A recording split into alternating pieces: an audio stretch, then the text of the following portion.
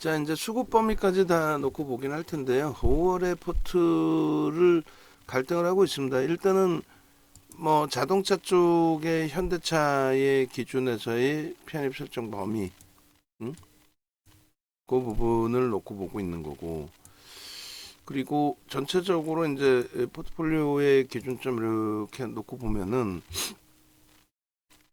현대차 같은 경우가 지금 현재 기준에서 실적 기준이 올해 전망치 23년도 올해 전망치 기준은 우리나라의 탑입니다. 영업이익이 삼성전자의 영업이익을 넘어요. 삼성전자 영업이익이 11조? 그러니까 지금 우리나라에서 영업이익 기준이 뭐 올해 한 해의 기준이 아니라 전체로 놓고 본다면은 탑이 어쩔 수 없이 뭐 삼성전자적 규모의 면에서 그 기준인데, 일단 이 삼성전자 이외의 기준으로 따진다면은 현대차 기준이, 그러니까 결론은 현대차의 그 실적이 지금 사상최대치 실적인데요.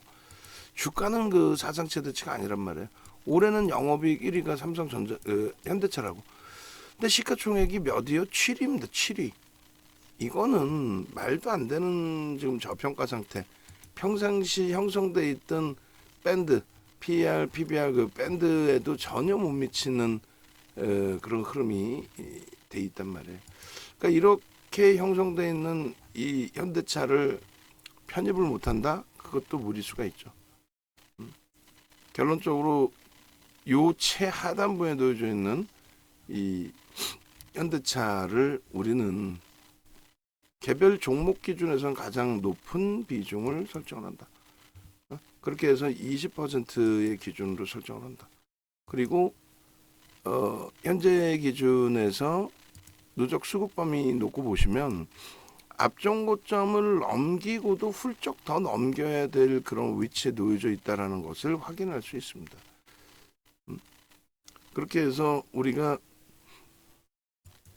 월봉 기준에 새로운 월봉이 이제 나와줘야 될 위치에 거래량 거래대금이 현대차가 딱 터지면서의 흐름으로 형성이 돼 있고, 누적 수급 범위도 땡겨서 보시면요 대박입니다. 22년도 21만 7,500원 넘길 자리예요, 못 넘길 자리예요? 수급 논리로 넘길 수 있는 기준이 된단 말이에요. 이거를 못 넘긴다는 자체가 더 이상한 거죠. 못 넘긴다는 자체가. 결론적으로 현재 위치에서는 이제 수급 범위 22년도 월봉 기준의 주봉으로도 마찬가지고요. 저 흐름을 제대로 놓고 보면서 해석을 하면서 대처하는 것이 옳다. 1차적인 목표로 단기적으로 따진다면 당장 다음 달 기준에 21만 7,500원을 돌파하는 게 당연시 돼야 되는 게 맞지 않겠느냐. 그리고 우리가 이제 이 기준을 이렇게 해서 줄을 그어서 놓고 보면 수급 논리의 기준이 되는데요. 요 자리 그리고 요 자리가 되겠죠. 요 위치들의 그 설정 범위, 그러니까 최고 고점을 찍었을 때 설정 범위 대비 지금 매집 기준이 더 높게 형성돼 있잖아요. 당겨놓고 결론적으로 이걸 차트 그림을 그리면, 자 보세요. 새로운 이제 5월입니다. 5월의 기준에 이 상승 익대 확인형의 기준에서 아쉬웠던 게 거래가 제한적이었다는 거죠. 근데 우리가 이거를 뭉쳐서 놓고 보면은 거래가 수반돼 있는 지금의 위치에서의 이 상승 잉태 확인형의 완성형이 비로소 4월 달에 완성이 됐다. 근데 저 완성된 폼의 기준이 수급도 뒷받침되면서 흐름이고, 그러니까 실적이죠. 상상을 초월하는 실적이 뭐 당연히 기준점이 된 거고, 그리고 이제 수급 범위의 기준에서 실적을 바탕으로 유입된 이 수급의 기준에서 완벽함을 가지고 있다. 요 수급의 기준, 그죠? 요 높이의 기준. 그리고 이제 요 고점을 찍을 때 저 수급의 높이의 기준. 그것을 다 뛰어넘는 월등한 수급에서 거래까지 수반되어 줬는데 저 거래에 대한 해석 부분이 너무 제한적이라는 거예요. 당연히 뭐 이런 고점들을 당연히 넘길 수 있는 위치로 해석이 돼야 되는 게 옳고 앞전 고점도 마찬가지고 그렇다면은 요 기준에서 거래만 4월, 5월 달에 조금만 더 터져준다면 그럼 뭐 여기서부터 쭉 뻗어 올라가는 그 현대차의 흐름은 당연하다라고 해석하는 게 맞죠. 이미 기아는 충분하게 그러한 강세 흐름을 연출을 했어요. 이미. 응? 이미. 그럼에도 불구하고 현대차의 기준에서는 그 흐름이 좀 제한적이었다. 그 제한적인 부분의 흐름을 이제는 완벽하게 만들어 가야죠. 만들어 가서 포트폴리오의 수익도 충분하게 완성을 짓고 그리고 저 정도 높이의 그 흐름이 아니라 월간 단위에 뭐 저 정도 높이의 흐름이 되겠습니까? 더 그 이상의 흐름이 연출돼야 되는 게 맞죠. 그래서 23년 04월 28일 기준에 15시 30분 종가로 설정을 해놓고 보시면 월봉 기준에서 충분히 긍정적인 위치로 해석할 수 있다. 주간 단위에서도 뭐 굳이 22년도만을 놓고 보지 않는다 해도 그러니까 뭐 월봉 기준은 원래는 이제 더 높게 보는 게 기준이 될 수 있었겠죠.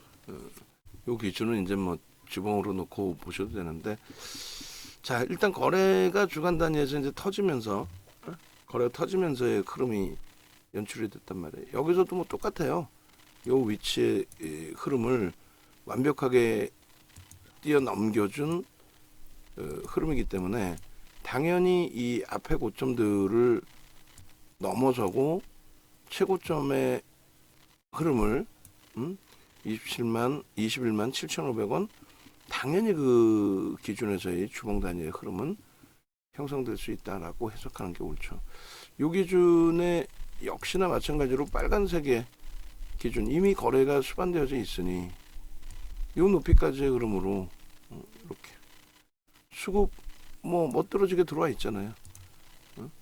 여기서의 흐름을 양봉으로 이렇게 꼬리 달린 게 가장 아쉽지만은 시장 그 흐름이 좀 다소 아쉬웠던 부분이 있었던 만큼 그래서 뭐 저고점까지 뭐 다 돌린다라고 기준을 잡으면 되죠. 이고점까지 쫙 다 돌린다. 여기에 거래만 수반되어주면 좋고요. 그리고 당연히 이 기준의 흐름 이게 이제 현대차의 기준입니다. 주력의 기준 20% 수준의 포트폴리오 비중 결코 나쁘지 않다라고 해석을 할게요. 그래서 요거 좀 당연히 넘기는 위치로 봉으로 메꿔야죠 이제. 그리고 요거 좀 당연히 넘기는 흐름으로 역시나 마찬가지로 봉으로 넘기는 흐름의 기준으로 그렇게 해서 설정 범위를 잡는다. 일봉으로 굳이 놓고 볼 필요도 없을 것 같아요. 이 정도 뭐 추이 추세면은 주간 단위 기준에 현대차 월봉 현대차 월 그리고 얘는 현대차 주 일봉까지 볼 필요가 있을까요? 일봉 굳이 뭐 일봉 뭐 그닥 그렇게 놓고 보시고 그 다음에 현대차에 그러면은 오늘 종가 기준으로 20% 비중 1억 계좌 기준으로 2천만 원 나누기 오늘 종가가 19만 7,500원 해주면 101주 100주라고 할까요? 100주? 100주 해놓고 19만 7,500원 설정을 합니다.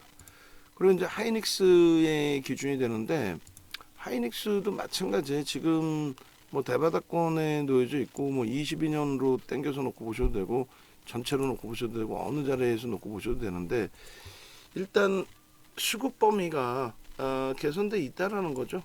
수급 범위가 개선돼 있다. 22년 이후에 그러면서도 개선돼 있고 뭐 여긴 뭐 굳이 차트를 안 잘라도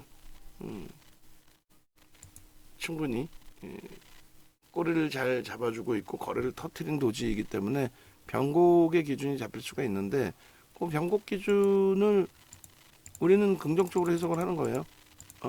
윗방향으로. 왜? 글로벌 시장 자체가 유럽이 사상 최대치다. 그것만 놓고 보자 그랬잖아요. 89,500원에 설정이 돼 있고 168주 정도 되는데 170주로 설정을 잡겠습니다. 그렇게 해서 89,500원. 그러면 세 번째 기준은 이제 LG전자가 돼요. 거래가 둔화돼 있고 눌림목 나와 있고 참 어려운 구간이다라고 해석을 할 수가 있는데 주봉 기준에서의 흐름에서 수급이 정체 상태에서의 뭐 눌림폭 거래가 제한적이긴 합니다만 이 부분을 돌려줄 수 있다 없다 있다라는 쪽에 무게감을 우리는 두는 거죠. 왜? 뭐 당연한 거 아니겠어요? 당연한 그 흐름의 기준이 되지 않을까요? 지금 이쪽도 실적 부분에 있어서의 기준점, 실적 부분에 있어서의 기준점을 놓고 보시면은 컨센서스 부분의 매출 부분은 삼성전자 빼고 가장 많은 80조 원대의 매출을 내는 업체 자체가 없죠 지금. 그 흐름에 이제 영업 마진이 제한적이어서 지금 보세요. 시가총액 최상위 종목군들 한번 보겠습니다. 그들의 컨센서스가 어떻게 되는지. 우리나라의 시가총액 통합적인 그 시가총액 기준. 예전에 셀트리온 삼형제 가지고도 제가 이걸 많이 따져드렸어요. 어디 감히 셀트리온 삼형제가 시가총액을 합산하면 하이닉스 시가총액을 넘어섰단 말이에요. 하이닉스의 시가총액을 넘어섰는데 영업이익은 1조 2조야. 그게 말이 됩니까? 자, 컨센서스하고 실적 보시면 어때요? 영업이익이 10조, 그 다음에 270조, 또 이거 마찬가지입니다. 마찬가지로 매출, 그 LG엔솔루션이 매출이 올해 예정치가 36조, 37조란 말이에요. 영업이익은 이제 높게 잡아줘서 3조예요. 성장성이 뭐 2025년까지 7조 7천억이 나온다 해도 영업이익이 과도한 거죠. 하이닉스 기준 같은 경우에도 사실 우리가 이제 그 작년 재작년 기준에서 굉장히 큰 실적 그 확대 부분을 기대를 해왔었는데 그것이 이제 올해 사상 최대치 적자를 기록하는 기준이 됐는데 예상보다는 그 양호하다라고 해석을 하는 거죠. 지금 적자가 이렇게 형성돼도 하이닉스가 가지고 있는 뭐 청산 가치 부분 자체가 청산 가치 내에는 뭐 모든 자산 부분뿐만 아니라 그 이상의 범위들을 포함을 시키는 거잖아요. 일단 하이닉스 부분의 실적이 굉장히 크게 악화돼 있다 할지라도 이전에 이제 뭐 형성돼 있던 순이익이나 영업이익이나 순이익 부분 누적돼 있는 부분들 좀 감안을 하면은 올해 그 업황 자체 바닥을 찍고 이제 돌려지는 흐름 속에서 충분히 하이닉스의 가치 부분은 긍정적으로 평가될 수 있는 부분이죠. 그리고 실질적인 실적이 나오는 쪽이고 세계 시장 뭐 점유율도 그렇고 뭐 모든 면이.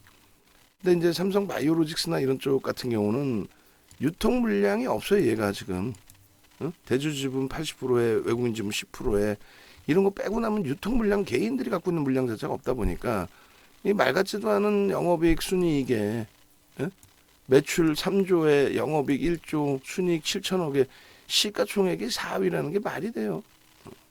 어찌됐든 그리고 그 다음 범위가 50조 60조 이렇게 이제 형성돼 있는 LG화학 여기도 이제 기초소재 부분의 2차 전지 기준이 되겠죠.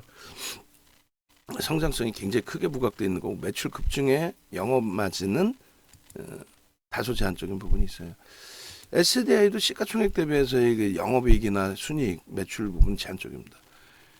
전부 뭐 너무 멀리까지 놓고 볼 수는 없겠지만은 이렇게 기아 같은 경우에도 지금 그 매출이 얼마예요? 80조, 90조, 100조 뭐 이렇게 되잖아요. 올해 98조. 현대차 올해 컨센서스 매출 보면 150조.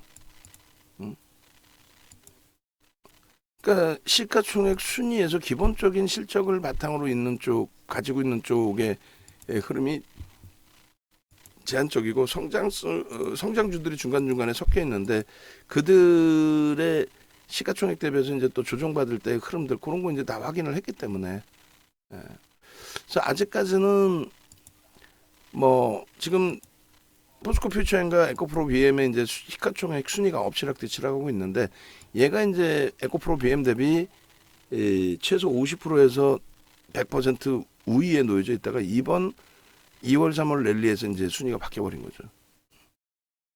근데 지금 여전히 이제 우리는 얘를 탑픽으로 보고 있는 거고, 그리고 얘가 이제 시가총액 15이고요. 그리고 에코프로가 18위, LG전자가 한 단계 올라온 거예요 오늘 19위로. 20위 안에 있고 이제 LG전자가 최근에 그 고점을 형성했을 때가 17위까지 올라왔었어요. 그러니까 이 시가총액 순위를 자꾸 보는 이유는 과연 그래서 이제 결론적으로 이제 지금의 위치가 주가가 고점 대비 눌려져 있다 해도 시장 지수도 눌려져 있고 이런 부분 감안했을 때 과연 적절한 위치냐, 얘만 많이 빠졌냐, 상대적으로 오히려 덜 빠지고 시가총액이 더 위에 올라와 있느냐, 이런 부분을 말씀드리는 겁니다. 일단 결론적으로 현대차의 150조 매출의 영업이익은 올해 기준에서는 우리나라 영업이익 1위, 근데 시가총액은 7위라는 거. 그리고 뭐 하이닉스의 기본적인 펀더멘탈은 뭐 잘 아시고 계시는 기준인 거고, 그리고 LG전자 같은 경우에도 매출이 80조 원대란 말이에요. 80조 원대의 기준에 영업이익이 좀 작죠. 그러다 보니까 이제 아무래도 시장에서 좀 많이 소외된 부분이 있는데 그 브랜드 가치나 이런 부분으로 감안했을 때는 뭐 상상을 초월한다는 거예요. 지금 85조, 영업이익 4조 3천억, 영업이익률이 상당히 제한적인. 그렇다 손 치더라도 지금의 주가는 상당히 좀 뭐라고 표현해야 될까요? 저평가의 기준도 되고, 그리고 이제 영업이익이나 순이익이 제한적이어서 이제 그 부분을 꼭 뭐 엄청난 저평가다라고 평가해서 들어갈 수는 없겠지만은 전장 사업의 성장성 부분이 일단 부각이 된다. 그 전장 사업의 성장성이라는 부분이 뭐냐면 마진율이 높은 부분으로 기준을 잡을 수 있다라는 거잖아요. 그래서 일단 결론은 어찌됐든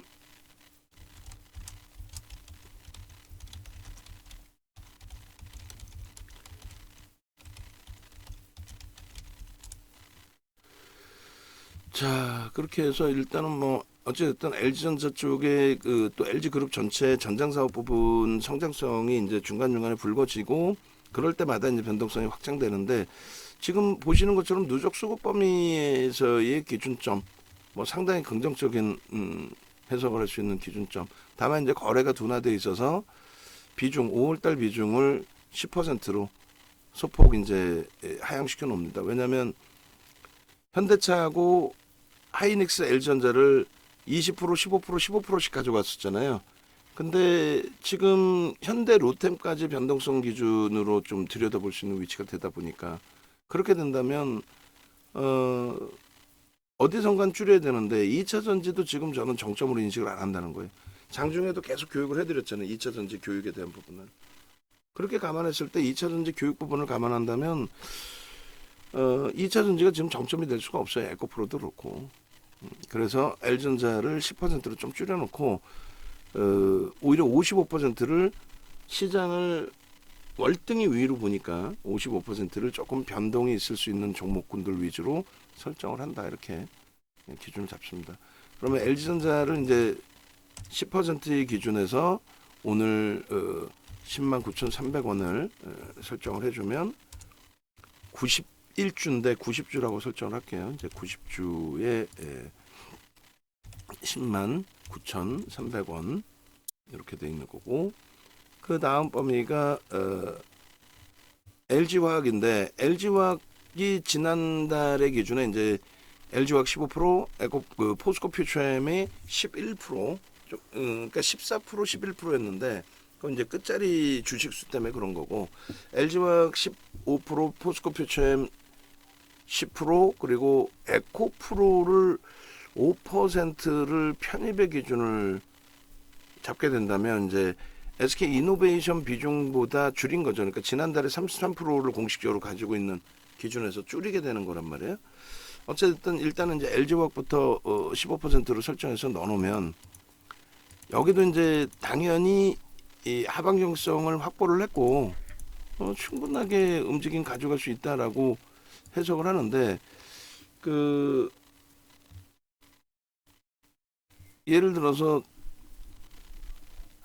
지금의 기준에서 이제 다시 당연히 추세 돌린다고 보죠. 지금 그리고 중요한 거는 LG가 고점에서 놓치긴 했습니다만 계속 가져가는 그 기준에서 SDI에 밀려서 시가총액이 6위에 계속 놓여져 있었단 말이에요. 그죠? 근데 그게 이제 지금은 한 10% 차이로 또 LG화학이 위에 있어요. 이 추세가 이제 잘 유지가 돼야 되고, 당연히 삼성 바이오로직스 시가총액은 뛰어넘어 줘야 되는 게 당연한 거라고 생각을 하는데, 어쨌든 지금 기준의 LG화학 부분에 있어서 비중은 15%의 비중으로 해서 설정을 가져가도록 하겠습니다. 그래서 74만 원 기준에 15%의 비중을 설정해 놓고, 그다음에 포스코 퓨처엠의 기준을 10%로 설정을 할지 아니면 에코프로를 5%를 넣어서 가져갈지, 그게 지금 마지막 갈등의 기준이 되는데, 자, 일단은 에코프로와 포스코 퓨처엠의 기준이다. 에코프로와 포스코 퓨처엠의 기준이다. 참 갈등이 됩니다. 포스코 퓨처엠을 일단은 15%로 설정을 하고, 그리고 나서 에코프로는 설정을 별도로 잡을까. 4월 10일 날이니까 한두 달의 기준을 잡는다고 치면 5월 말까지거든요. 만약에 이게 정점이라면 한두 달 동안에 맴돌 수 있는 공간이. 그래서 이 기준에 갭상승 이후에 거래가 터진 기준이라고 한다면 10% 5%로 설정을 할게요. 그렇게 해서 현대차 결론적으로 현대차 20%, SK 하이닉스 15%, 그럼 IT가 L전자까지 해서 15% 10%의 기준이니까 25%. 그러니까 현대차 IT에서 45%가 된 거죠. 그 다음에 이제 LG화학과 포스코 퓨처엠과 에코프로의 기준. 에코프로를 변동성 매매로 기준을 잡아서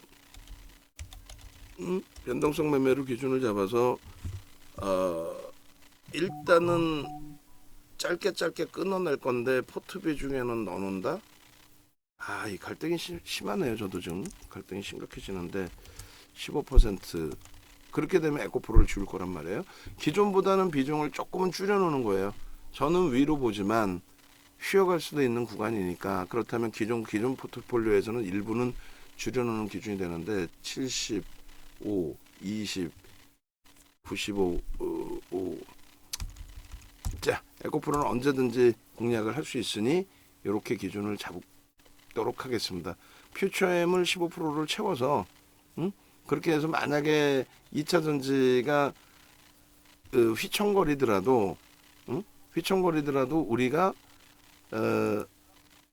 제한적인 손실로 막아낼 수 있는 그런 기준 정도의 설정 범위 이렇게 가져갈게요.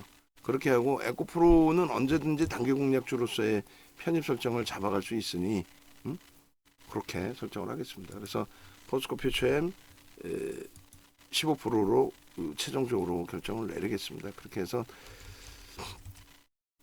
에코프로를 변동성 매매를 하고 월요일 날 또 뭐 고점 찍으면 차익 실현하든 미끄러지면 손절을 하든 할 텐데 포트에는 그대로 넣어놓는다라고 한다면 좀 혼란스러우실 수 있을 것 같아서 뭐 그렇게 기준을 최종적으로 잡겠습니다. 성향에 따라서는 이제 2차 전지 비중을 30%를 가지고 가는 거니까, 그리고 이제 LG화학이 반쪽짜리 2차 전지니까 최대 30%인 것이지 뭐 그 이상 범위는 아니에요. 그래서 그 정도 선에서 기준을 잡자 라고 말씀을 드릴게요. 그렇게 하고 현대로템의 기준의 설정 범위, 지금 외국인들은 그대로 79만 주 매수의 기간이 매도가 됐어요. 그러면 결론은 손바뀜이 된 거예요. 개인들도 물량을 뺏겼지만 손바뀜의 기준도 완벽해진 겁니다. 그래서 5월 한 달 동안의 기준에서는 현대로템 기준은 20%의 비중, 그러니까 지난 11월, 12월에도 이제 그 정도 비중을 가지고 갔었기 때문에 그 부분에 대해서 부담 요인을 갖고 가기보다는 긍정적으로, 그러니까 이 600주를 기준으로 하면 20%가 조금 안 될 겁니다. 그렇게 해서 32,900원에 20%, 그렇게 되면은 추가적으로 이제 확인을 할 거예요. 어떤 확인을 할 거냐면은 그 차트하고 다 잘라 드릴 거고, 지금 이 기준에 이렇게 금액이 형성돼 있죠. 저 금액 나누기 이제 그 HD 현대인프라코 기준까지 들여다 볼 거예요.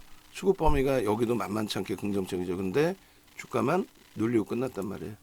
그러니까 중기 관점으로도 좋고, 뭐 한 달 가지고 갈 때에 눌리더라도 크게 문제가 없고, 거래량 부분은 조금만 더 터져주면 좋겠고, 그렇게 되면은 무리일 수가 없을 것 같습니다. 그래서 현대차, 하이닉스, LG전자의 뭐 좀 무게감 없이 안정적으로 우상향을 볼 수 있는 종목 기준에 HD 현대인프라코를 섞어서 50%를 설정한다고 치고, 2차 전지와 현대로템을 합쳐서 50%에서 변동성 매매 기준을 좀 설정한다라고 기준 잡겠습니다. 그러면 현대차가 1975만 원, 19.75% 플러스, SK하이닉스가 15215,000 플러스, 아이고 19750,000 플러스 15215,000 플러스 9837,000 플러스 14800,000 플러스 15075,000 플러스 1974,000 마이너스 이렇게 주면 5583,000 5583,000 5.5%가 HD 현대인프라코어가 되는 거예요. 9,860원이니까 나눠주면 566주, 570주라고 잡으면 되겠네요. 그죠? 570주. 그러면은 뭐 금액 기준이 그렇게 크게 차이 나지 않을 거예요. 4주 해봐야 4만 원 정도니까 1억에 4만 원이면 뭐 거의 의미 없는 그 기준이니까 상관없을 겁니다. 그러면 이렇게 해서 9,860원까지 설정을 해주면, 자, 제로고요. 손익압이 제로고, 요 기준에서 우리의 포트폴리오는 형성이 된 겁니다. 그럼 오늘 그 방송에 이 부분을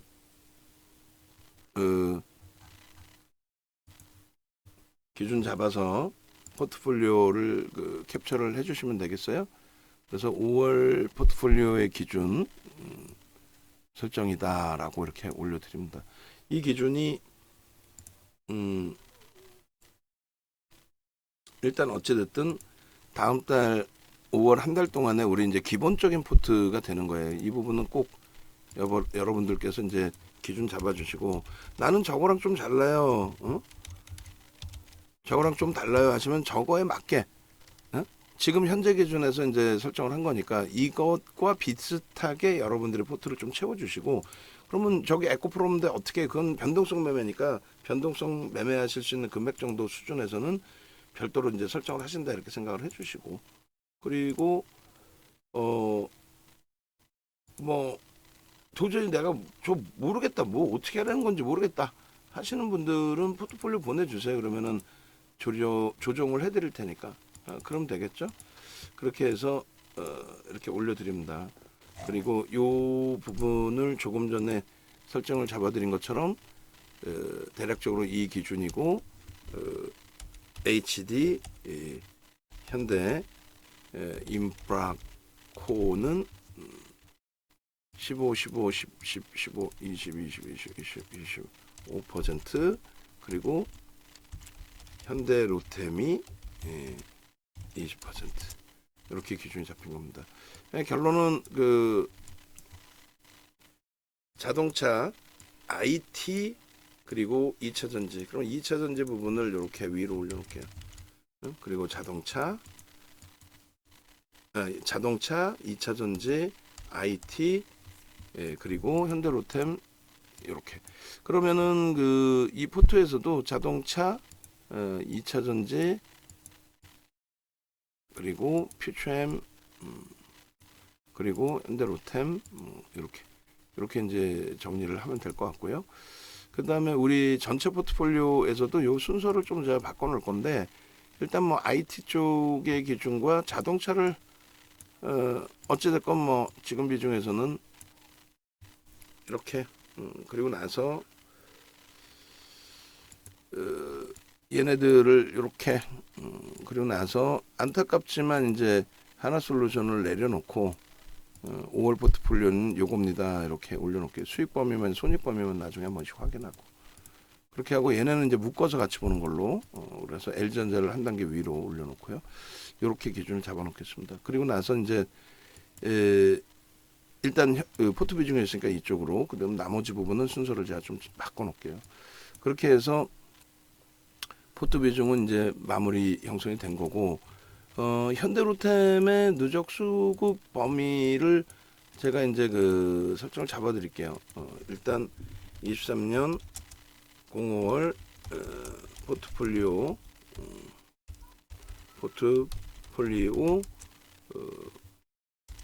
기준 이렇게 해서 캡처한 내용하고 올려드리겠습니다. 가급적이면 이제 저 수준 저 기준으로 맞춰주시면 될 것 같아요. 이게 공식 그 포트의 기준으로 설정이 되는 거예요. 그리고 바닥을 확인했으니 다시 대포님이 올려주셔야 하셨는데 지수? 지수는 뭐 바닥이고 뭐고 다 필요 없어요. 지수는 그냥 지수는 간단하게 보시라 그랬잖아요. 우리나라의 기준에서 이제 뭐 제한적인 범위도 있긴 합니다만 뭐 간단하게 놓고 보실 부분이 지수는 결론적으로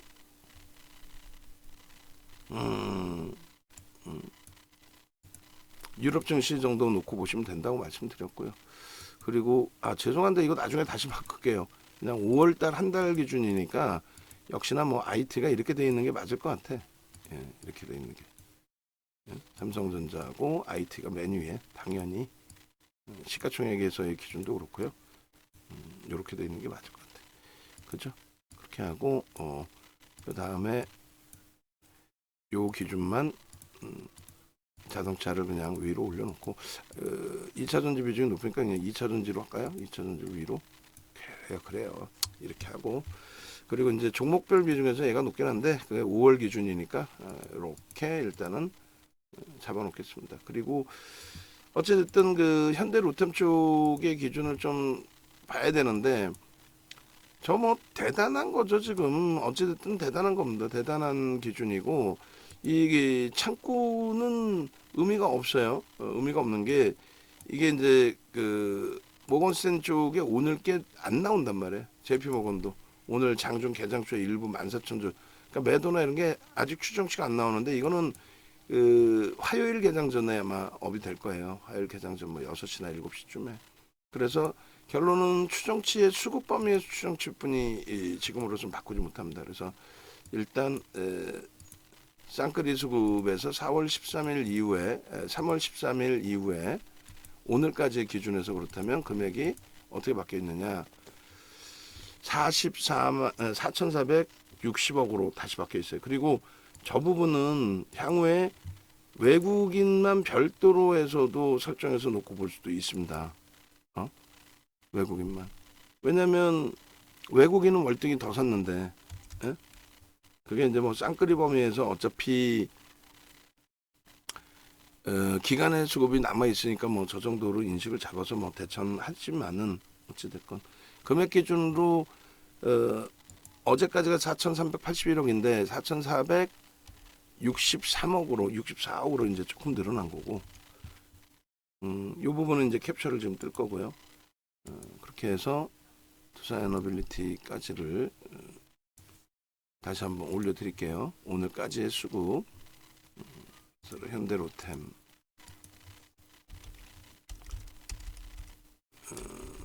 23년 03월 13일부터 여기서 보면 되겠네요. 23년 03월 13일부터 외국인 순매수 2위 28일까지 외국인 순매수 2위. 그리고 4월 20일부터 1위죠 당연히. 4월 20일부터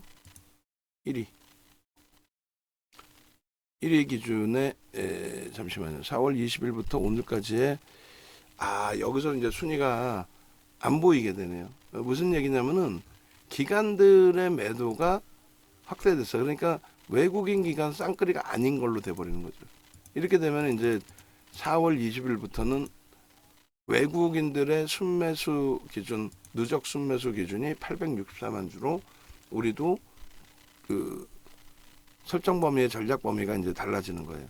기존에는 외국인 기관 쌍끌이 매수입니다. 4월 20일 이후에. 근데 지금은 외국인만 매수. 이것도 대박인 거예요. 이것도. 사모펀드의 물량이나 이런 걸로 싹 다 받아준 거죠. 사모펀드 1.5% 편입한 물량이 있었다 그랬잖아요. 그거 오히려 빠져나가는 게 우리에게 유리하다라는 부분도 말씀을 드렸어요. 유리하다. 땡큐한 거지 뭐 오히려. 농담하는 게 아니라. 그래서 여기의 기준이 28일 기준에 외국인기관 쌍끌이 순매수 1위가 아니라 외국인 순매수 누적 순매수 이렇게 돼 있는 겁니다. 언제까지? 28일 기준까지.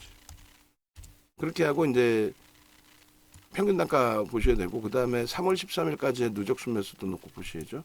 이렇게. 그럼 3월 13일까지 해서 이제 거의 기관들 물량은 다 빠져나가는데, 거기서 사모펀드가 마이너스까지 이제 전환돼 있다. 나쁘지 않다고 그랬잖아요. 그쪽에서 누적 수급이 많았는데, 그 다음 연기금이 계속 사고 있어요. 3월 13일.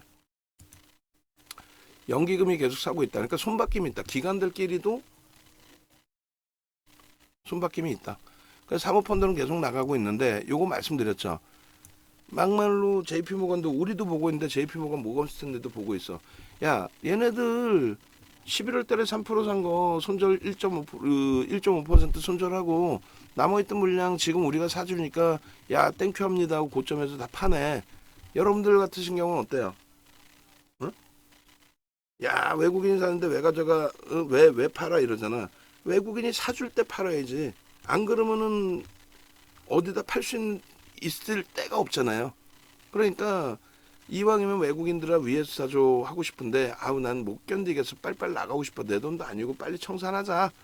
그래서 뭐 오늘까지 청산할 물량 빠졌고 최악의 경우 저 40만 주 더 나오더라도 외국인 쪽에서 뭐 모건이나 모건스탠리 쪽에 모건이나 모건스탠리가 아니라 모건스탠리나 JP 모건 쪽에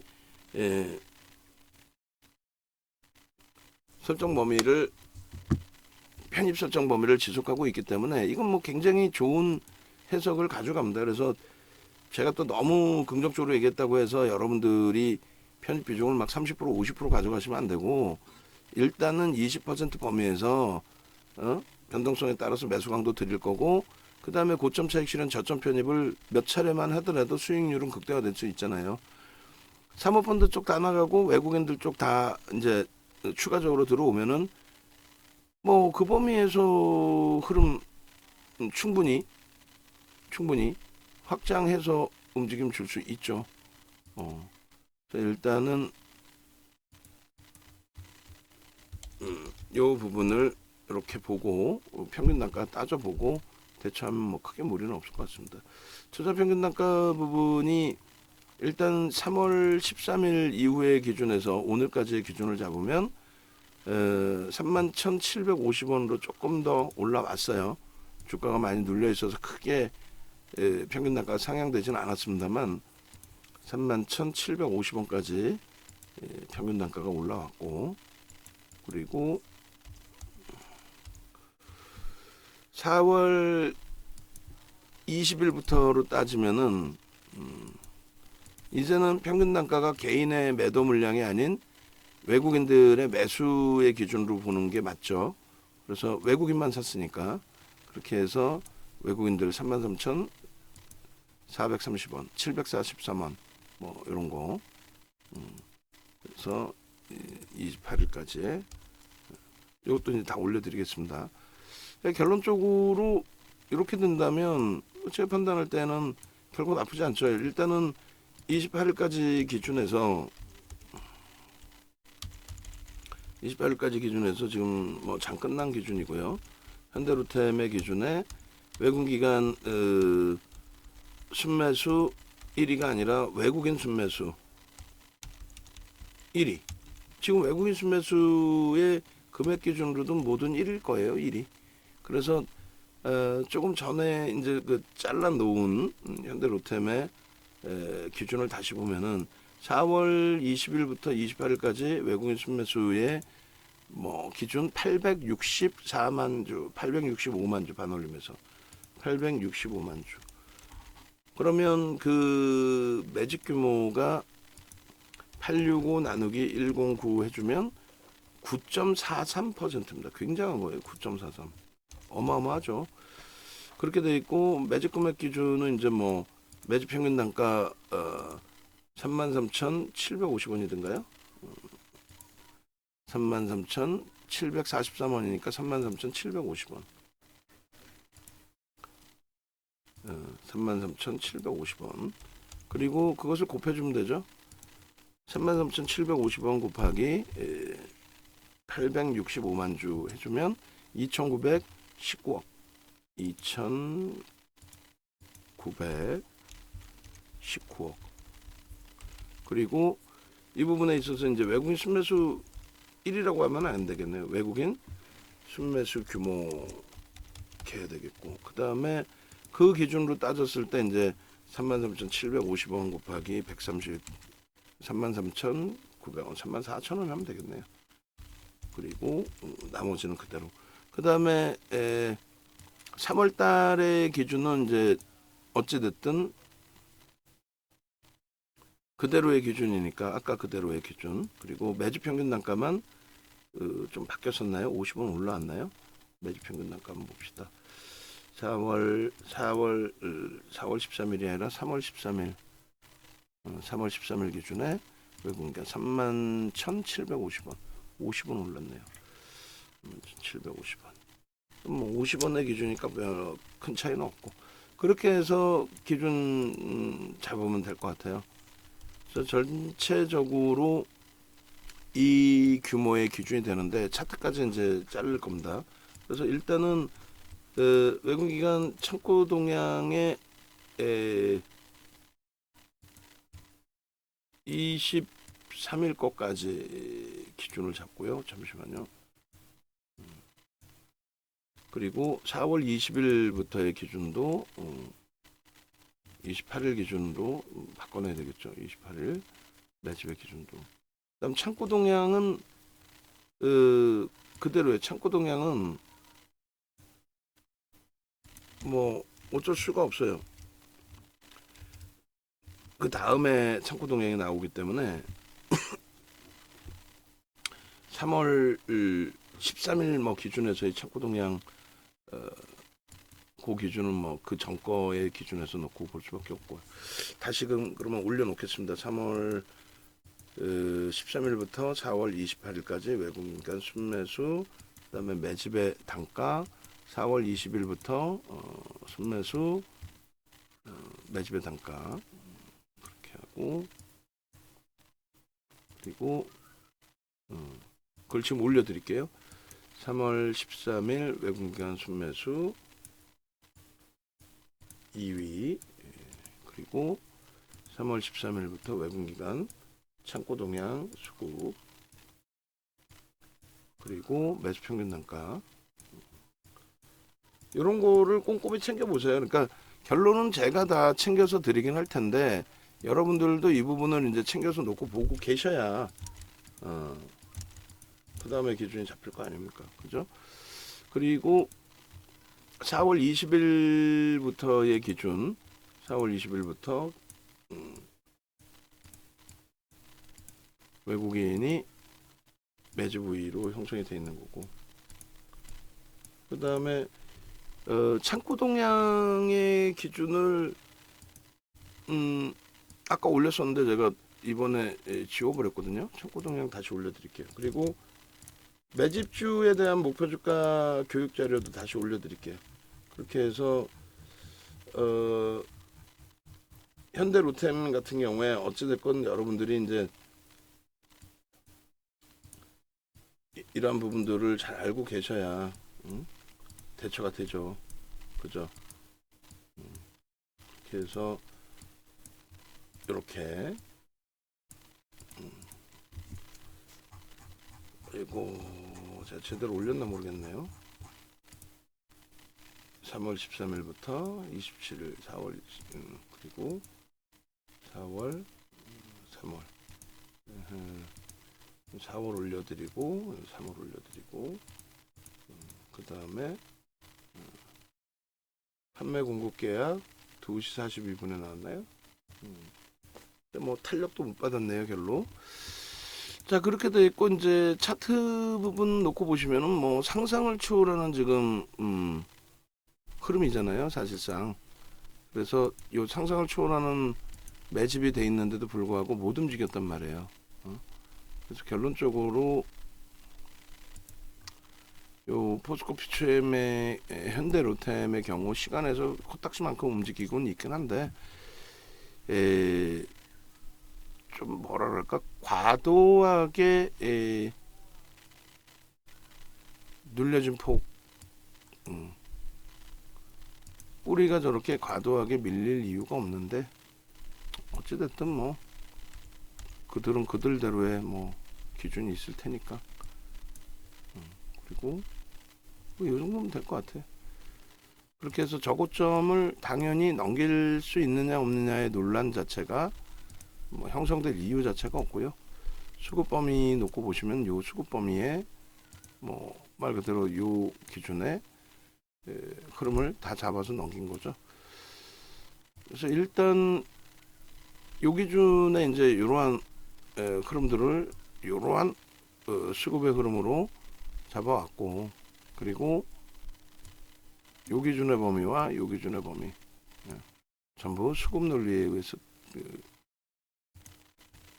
탄력을 잡아준 거고, 그 다음에 상승 형태 확인형의 기준에 이러한 흐름들, 이 흐름이 5월달의 기준에서 이 월봉이잖아요.